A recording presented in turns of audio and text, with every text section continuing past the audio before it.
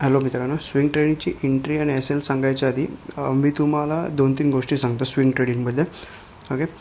समजा तुमच्याकडे 40,000 रुपये असतील. ओके, तुमच्याकडे 40,000 असतील ना, तर तुम्ही सगळे पैसे ना एका स्टॉकवरती नका लावू.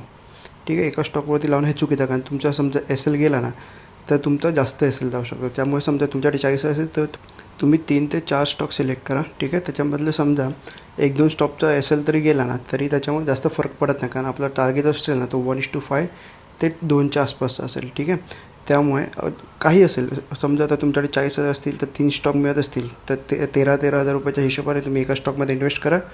4 स्टॉक मिळाले तर तुम्ही 10,000च्या हिशोबाने इन्व्हेस्ट करा. सगळे एका स्टॉकमध्ये इन्व्हेस्ट करून उपयोग नाही, कारण तो एस एल गेला ना तर जास्त मोठा एस एल होतो आणि तुम्हाला त्याच्यामुळे कमबॅक करायचा चान्सेस थोडा कमी असतो. 4 तुमच्याकडे स्टॉक असतील, 2 तुमचे एस एल गेले. ठीक आहे, आणि तुमचा मॅक्स एस एल पकडा 5,000. ओके, तुमचे 2 एस एल गेले म्हणजे तुम्ही 10,000 मायनस गेला, आणि समजा तुम्ही 2मध्ये तरी प्लस आलात ना तर तुमचं एस एल जाऊन पण तुम्ही 10,000 रुपये प्लसमध्ये येऊ शकता. ठीक आहे, अगर तुम्ही 1:2च्या आसपास अगर तुम्ही टार्गेट घेतात तर. ओके, पण कमीत कमी स्विंग ट्रेडिंगमध्ये 1:5 तर तुम्हाला घ्यायलाच पाहिजे. 2 मिळाला तर वेल अँड गुड आहे. मग 2 मिळाला ना तुम्ही एक बऱ्यापैकी प्रॉफिटेबल राहू शकता.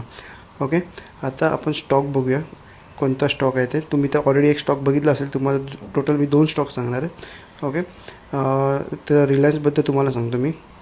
रिलायन्सबद्दल मी स्वतः पण ट्रेड घेणार आहे म्हणून मी तुम्हाला सांगतो, नाही तर मी सांगितलं पण नसतं. ओके, अगर तुम्ही मंथली कॅन्डलवरती याल ना, हे बघा ही जी प्राईज ॲक्शन त्याने बनवली आहे ना, ही खूप माझी आवडती प्राईज ॲक्शन. मोठे ग्रीन कॅन्डल, त्याच्यानंतर एक हॉल्ट कॅन्डल बनवली आणि त्याच्यानंतर ब्रेक करणार. ठीक आहे, म्हणजे आपल्या आता लगेच एंट्री नाही घ्यायची, एंट्री घ्यायला थोडा वेळ आहे. तोपर्यंत आय थिंक इलेक्शनचा रिझल्ट पण डिक्लेअर होऊन जाईल. ओके, जसं रेडचा हाय ब्रेक करेल ना तर मार्केट एक बऱ्यापैकी मोमेंटम होईल. तुम्हाला एक्झॅक्ट एंट्री मी सांगतो.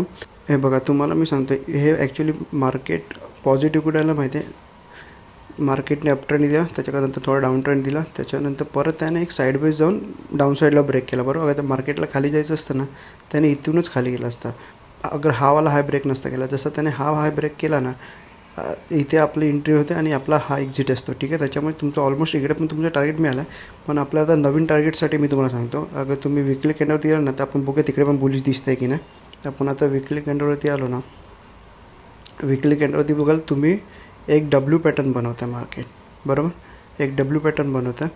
पण मला कोणतं पॅटर्न आवडतं मी सांगतो. हे बघा, हे आता ॲक्च्युली डब्ल्यू पॅटर्न बनवलं आहे. बरोबर, जसं हाय ब्रेक केला मार्केटवरती जाऊ शकतो. ओके, तुमचा एस एल हा असू शकतो, तुमचा 1:2चा टार्गेट हा असू शकतो. ओके, त्याचप्रमाणे माझा पॅटर्न कोणता आवडीचा मी तुम्हाला सांगतो. समजा वरती जायचं असेल ना, एक मार्केट वरच्या साईडला रॅली गेली, त्याच्यानंतर डाऊन साईड आली. ठीक आहे, त्याच्यानंतर परत एक थोडं वरती गेली, त्याच्यानंतर त्याने हा एम पॅटर्न ब्रेक केला. ठीक आहे, आणि मग त्याच्यानंतर जाऊन अगर हावाला हाय ब्रेक करतो ना तर तुमची एंट्री इकडे होती आणि तुमचा एस एल हा असतो. तुम्ही हा पण ठेवू शकता आणि हा पण ठेवू शकता. अगर तुम्हाला जास्त मोठा टार्गेट हवा असेल तर तुम्ही हा ठेवा, तुमचा 1:2चा टार्गेट आरामात कंप्लीट होईल. ठीक आहे, आता आपण डेली कॅन्डल फ्रेममध्ये जाऊन बघूया, कारण आपल्याला एंट्री डेली कॅन्डलवरती घ्यायची आहे. कारण आपल्याला इन्व्हेस्टिंगच्या हिशोबाने नाही करायचे, आपल्याला फक्त एक स्विंग ट्रेंडच्या हिशोबाने करायचे.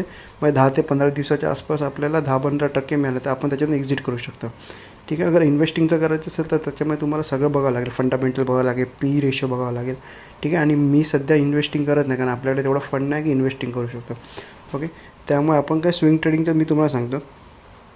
आता तुम्ही बघा, हे सेम पॅटर्न मला आवडतं. मी जसं सांगितलेलं ना, मार्केट अप ट्रेंडला गेलं, एक डाऊन साईडला आला, त्याच्यानंतर अप ट्रेंड जाऊन त्याने हावाला हाय ब्रेक केला. ठीक आहे, अगर आता हावाला हाय ब्रेक केला ना तर मार्केटने ना साईडवेज जाऊन खाली जायला पाहिजे होतं किंवा डायरेक्ट खाली जायला पाहिजे बरोबर. पण अगर त्याचा हावाला हाय ब्रेक केला ना तर मार्केटची एंट्री तुमची इकडे असेल, हा तुमचा एस एल असेल आणि तुमचा टार्गेट 1:2च्या किंवा 1:1.5च्या आसपास तुम्ही ठेवू शकता. एक्झॅक्ट तुम्हाला सांगतो मी. समजा ह्या साईडला आपली कुठे एंट्री झाली, तुमचा एस एल असेल फक्त 200 पॉईंट आणि तुमचा टार्गेट कमीत कमी 300 ते 400 पॉईंटचा टार्गेट पाहिजे. ठीक आहे, कारण हे पण रिझल्ट आल्यानंतर बघा, रिझल्ट आल्यानंतर एक फास्ट मोमेंटम मिळू शकते. आणि माझ्या ते रिलायन्ससाठी ही मोमेंटम जास्त मोठी नाहीच आहे, 300ची मोमेंटम. ठीक आहे, त्याच्यामुळे 1:1 झाला ना तसा तुम्ही तुमचा एस एल कॉस्ट टू. ठीक आहे, तुम्ही तुमच्या हिशोबाने ट्रेड घेऊ शकता. 1:1.5 घ्या किंवा 1:2 घ्या, हे तुमच्यावरती आहे. आता मी तुम्हाला दुसरा स्टॉक सांगतो. दुसऱ्या स्टॉकबद्दलची माहिती ॲक्च्युली तुम्ही 2दा त्याच्यामध्ये एंट्री आहे. ओके, अगर तुम्ही HDFCमध्ये जाऊन बघाल तर तुम्हाला पहिला मी तुम्हाला मंथली कॅन्डलमध्ये दाखवतो. मंथली, कारण तुम्हाला 2दा एंट्री मिळू शकते HDFCमध्ये. हे बघा मार्केटने वरती गेलं, त्याच्यानंतर एक एम पॅटर्न बनवला. ठीक आहे, मार्केटला खाली जायचं असेल तर हा वाला लेवल ब्रेक करेल. पण अगर चुकून हा वाला लेवल ब्रेक नाही केला आणि हा वाला लेवल ब्रेक केल्यानंतर वरती जाऊन तर एक मार्केट वरती बऱ्यापैकी जाऊ शकतं मंथली कॅन्डलमध्ये. ॲज अ तुम्ही इन्व्हेस्टिंग म्हणजे काही महिन्यांच्यासाठी तुम्ही हा स्टॉक घेऊ शकता. त्याच्यानंतर अगर मंथली कॅन्डलमध्ये ब्रेक करतो तर त्याचा एंट्री हा असेल आणि ह्याचा टार्गेट फक्त 1:1 ठेवायचं, कारण हा मंथली आहे. तो अगर तुम्ही डेलीवरती किंवा विकलीवरती करता ना तर तुम्हाला 1:1.5 किंवा 1:2 तुम्हाला घ्यावा लागेल. ओके, त्यामुळे. आणि आता तुम्हाला तरी आपण बघूया टोटल किती एल लागतो ते आणि किती टार्गेट मिळतं ते. अगर लॉंग पोझिशनवरती येऊन बघाल, ही एंट्री, ही एक्झिट, तरी तुम्हाला एकदा हॉरिझॉन्टल लाईनमध्ये लावून दाखवतो. ही एंट्री झाली आणि प्लस हा एक्झिट झाला तुमचा. ठीक आहे, थोडं बफर द्या 2-3 रुपये आणि तुमचं टार्गेट 1:1. हे बघा, अगर 1760 रुपयेचा अगर लेवल ब्रेक होतो आहे ना हा वाला, तर तुमचं आरामात 2263 आरामात पोचू शकतो. ठीक आहे, मी ॲक्च्युली हे दोन्ही स्वतः पण स्टॉक घेणार म्हणून मीच तुम्हाला सांगतो, नाही तर मी तुम्हाला सांगितलं पण नसतं, कारण मी जे स्वतः स्टॉक घेतो ते मी तुम्हाला सांगतो. ओके, आता आपण डेली टाईम फ्रेमवरती जाऊन बघूया. आता आपण पहिले विकली टाईम फ्रेमवरती जाऊन बघूया. जसं आपण मंथलीचा लेवल मार्क केला तसं आता विकली तुम्हाला सांगतो. बघा सेम पॅटर्न माझा आवडता, वरती गेला, खाली आला, त्याच्यानंतर मार्केट वरती जाऊन परत त्याने हा वाला लो ब्रेक केला. ठीक आहे, आता मार्केटला खाली जायचं तर तो इथूनच जाईल. हा 17,760चा लेवल तो ब्रेक नाही करणार का त्याला वरती जायचं असेल तर. ठीक आहे, जसं हा लेवल ब्रेक होतो तुमची एंट्री ही असेल, तुमचा एक्झिट हा असेल. ठीक आहे, म्हणजे तुमचा मंथली कॅन्डल ते तुमचा एल हा असेल इन्व्हेस्टिंगसाठी. पण स्विंग ट्रेडिंगसाठी अगर थोडा टायमासाठी तुम्हाला ठेवायचं असेल तर एंट्री हा असेल आणि एक्झिट हा असेल.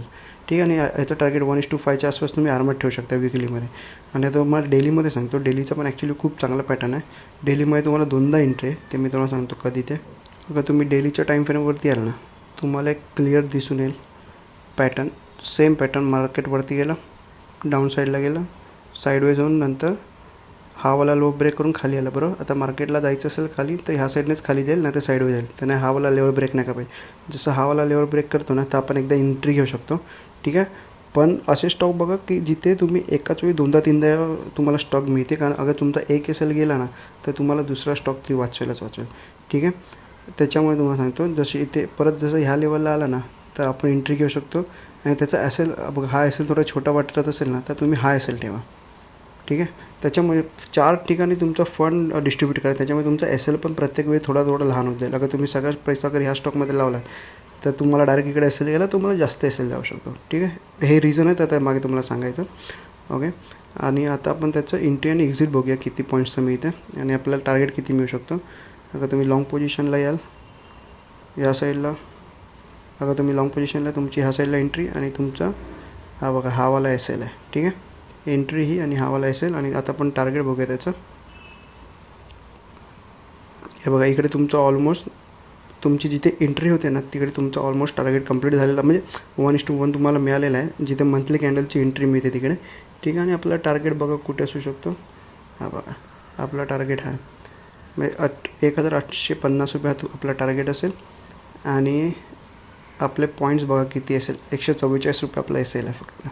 ठीक आहे, आणि आता सध्या बघा, आता तुम्हाला एक सांगतो, तुमच्याकडे 10,000 रुपये किंवा 15,000 रुपये असतील ना तरी तुम्ही MTF करू शकता. म्हणजे तुमच्याकडे 10,000 रुपये असेल तर तुम्ही 50,000चा माल विकत घेऊ शकता. त्याच्यामध्ये आपलं अगर तुम्ही हे चुकीचं आहे असं मी नाही सांगत, हे चांगलं पण आहे. कारण अगर तुमचं प्रॉपर एल असेल ना तर ही MTF ही तुमच्याकडे ॲक्च्युली खूप चांगलं आहे. अगर तुम्ही सिस्टमॅटिक ट्रेड करतायत ना तर तुम्हाला तो 0.049%चा इंटरेस्ट भरा काहीच प्रॉब्लेम नाही होणार. ठीक आहे, त्याच्यामुळे अगर करायचं असेल तर रिक्स घेऊन करा. म्हणजे प्रॉपर तुमचा रिक्स मॅनेजमेंट ठेवा, मनी मॅनेजमेंट ठेवा, त्याच्यावरती तुम्ही ट्रेड करा.